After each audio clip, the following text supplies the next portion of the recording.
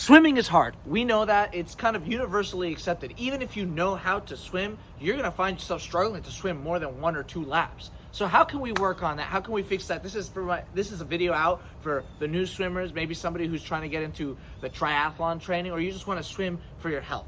I've got you. There are 3 things that you want to work on, assuming that you have the technique down. If you don't really have technical work down, everything else you're making your life harder, okay? Number 1, pacing. Slow it down. It's not a race. If you're trying to swim laps forever, you're going to need to slow it down. The same way when you're running. You can't start off sprinting. There's no way you're not gonna run a marathon sprinting, right? You gotta slow it down. Okay? Number 2, work on that breath control. Learn to develop a tempo in your breathing. Rhythmic breathing almost, right? Exhale underwater, inhale above the water. It's very different than any other cardio exercise that you might do, because you have to force your body to breathe at a certain rate, as opposed to running when you can breathe as freely as you like. And number 3, interval training.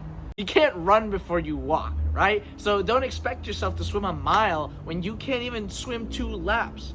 So if 2 laps is your maximum, great. Break it down. Say, let's do 10 sets of 2 laps, right? Those are 10 50s, or if you're in a larger pool, those are 10 100s. And then give yourself adequate rest. Couple of seconds. Then get yourself up again and go again.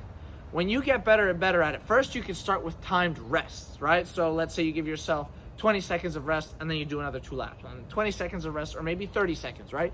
You go like that. Now you're gonna start getting better. Now you can put an interval on that. So as opposed to timing your rest, what you do is you give yourself time to complete the 2 laps before you do the next one.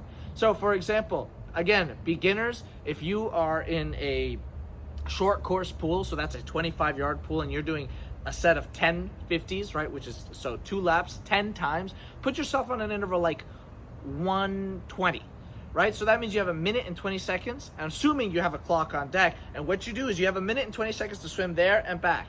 Say it takes you 50 seconds to do it the first time. Great, you have 30 seconds of rest, and then you go again.